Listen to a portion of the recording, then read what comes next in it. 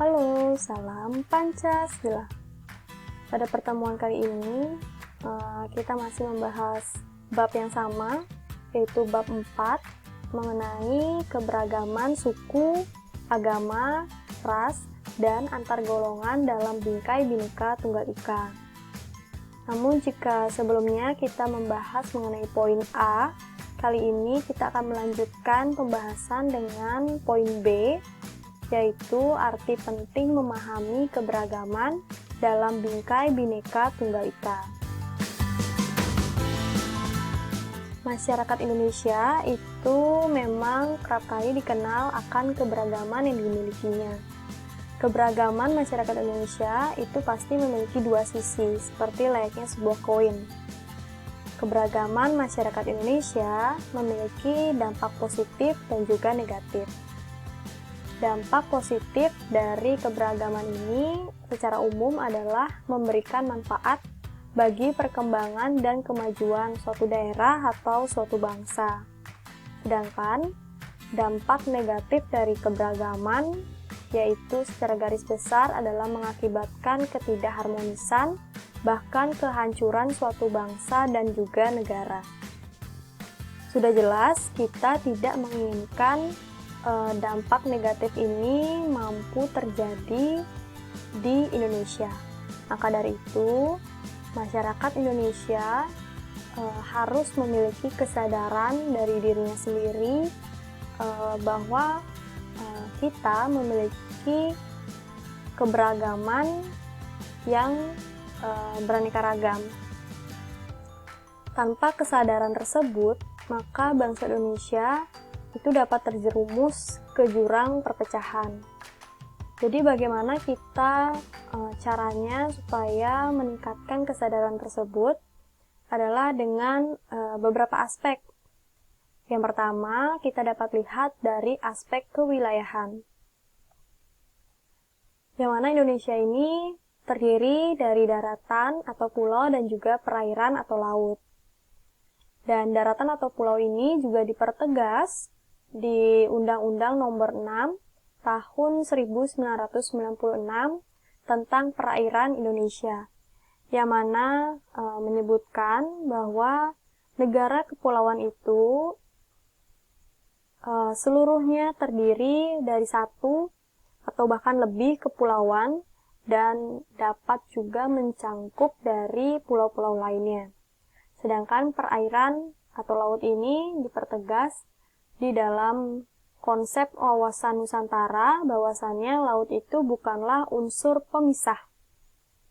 Namun, laut merupakan unsur pemersatu dari sebuah wilayah. Aspek selanjutnya adalah dilihat dari aspek sosial budaya.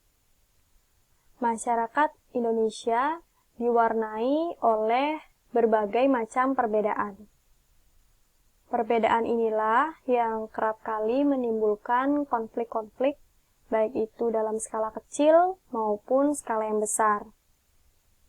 Namun sebenarnya, perbedaan-perbedaan ini yang menimbulkan sebuah keberagaman bukanlah unsur dari sebuah perpecahan, melainkan keberagaman merupakan unsur yang mana menciptakan kesatuan suatu bangsa.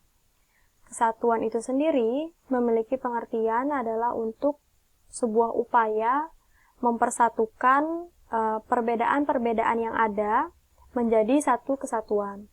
Jika kita membahas tentang Indonesia, maka kesatuan itu dapat diartikan sebagai sebuah upaya untuk mempersatukan baik itu perbedaan suku, adat istiadat, ras, dan juga agama, itu menjadi satu kesatuan, yaitu bangsa Indonesia. Hal ini selaras dan sejalan dengan semboyan kita, semboyan bangsa Indonesia, yaitu Bhinneka Tunggal Ika. Bhinneka Tunggal Ika ini juga terdapat di lambang negara kita, yaitu Garuda Pancasila, yang mana kaki dari Garuda Pancasila ini mencengkram sebuah pita, yang mana pita itu bertuliskan Bhinneka Tunggal Ika. Bhinneka Tunggal Ika ini merupakan kalimat yang kita dapat temukan di dalam kitab Sutasoma, yang mana ditulis oleh Empu Tantular pada abad ke-14, pada masa Kerajaan Majapahit. Bhinneka Tunggal Ika ini merupakan dasar dari mewujudkan persatuan dan juga kesatuan Indonesia. Bhinneka Tunggal Ika itu juga mengandung makna bahwa meskipun bangsa Indonesia kita ini terdiri atas beraneka ragam suku bangsa, adat istiadat, ras, dan juga agama, namun keseluruhannya itu merupakan satu kesatuan, yaitu bangsa dan negara Indonesia. Di sini kita membahas bangsa dan juga negara. Yang mana pengertian dari bangsa itu sendiri adalah orang-orang yang memiliki kesamaan, keturunan, asal, sejarah, dan juga bahasa. Sedangkan negara itu pengertiannya adalah sekelompok sosial yang menduduki suatu wilayah atau daerah yang membentuk suatu lembaga politik dan pemerintahan. Selanjutnya, kita akan membahas mengenai Bhinneka Tunggal Ika dan Pancasila. Yang mana Bhinneka Tunggal Ika dan Pancasila ini harus dipahami, dikembangkan, serta diimplementasikan atau diterapkan dalam interaksi sosial kita di dalam masyarakat. Kenapa Pancasila itu digunakan?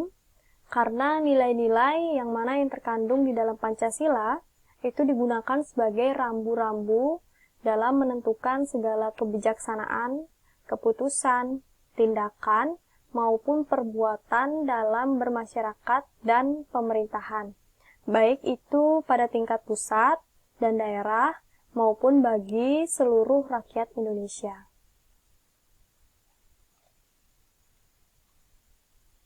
Bhinneka Tunggal Ika berperan sebagai faktor pembentuk identitas bangsa Indonesia. Benarkah? Sekarang kita buktikan. Bhinneka Tunggal Ika merupakan gambaran nyata dari keadaan bangsa Indonesia yang majemuk. Majemuk di sini berarti beraneka ragam. Yang mana Bhinneka Tunggal Ika ini dijadikan sebagai dasar perjuangan bangsa Indonesia dalam membentuk integrasi nasional. Integrasi itu memiliki pengertian sebuah penyatuan atau pembauran suatu bangsa sehingga menjadi satu kesatuan yang utuh. Bhinneka Tunggal Ika juga nilai-nilainya dijadikan sebagai dasar perjuangan, persatuan, dan kesatuan bangsa Indonesia. Nilai-nilai dari semboyan kita, yaitu Bhinneka Tunggal Ika, itu ada nilai kemanusiaan, keadilan sosial, demokrasi, nasionalisme, dan juga kekeluargaan. Itulah peran dari Bhinneka Tunggal Ika sebagai faktor pembentuk identitas bangsa Indonesia. Sekian presentasi dan pembelajaran daring PPKN pada kali ini. Sampai bertemu pada pembelajaran daring selanjutnya.